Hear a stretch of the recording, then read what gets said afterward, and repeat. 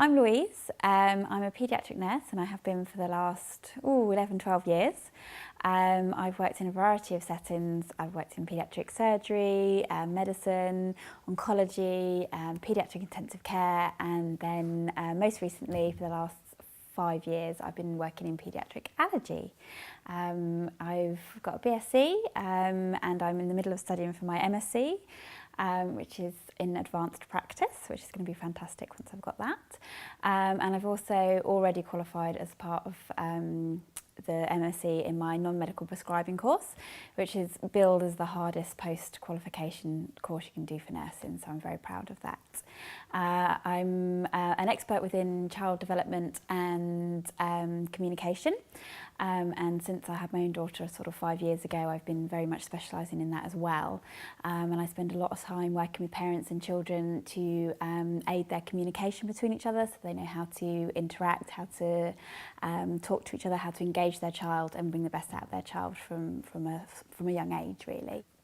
Through my nurse training, I've dealt with lots and lots of different childhood issues.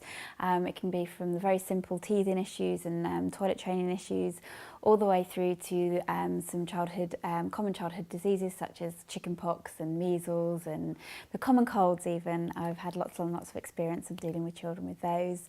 And I've also worked more recently with children with any type of food allergy or allergies to cats and dogs and things like that, as well as the terrible hay fever that a lot of children suffer with in the summertime. So, and with that I've also got great knowledge on asthma and eczema as well, which is highly related to some of the problems you have with allergies. So I've got a wealth of expertise in that area as well. As part of working for myself within children's communication and child development, I've actually devised something called the babysigning mummy method, which is derived from British Sign Language and Makaton, but it actually takes in all the child's and baby's adaptations that they might use to try and talk to you in that early childhood period.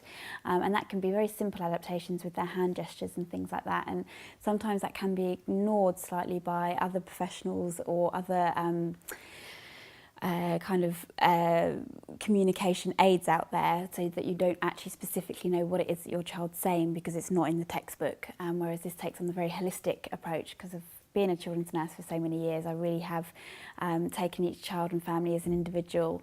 I look at what's your common problems and themes and concerns, and really focusing on what you're concerned about to ensure that we get the right treatment plan or communication aids in it for you.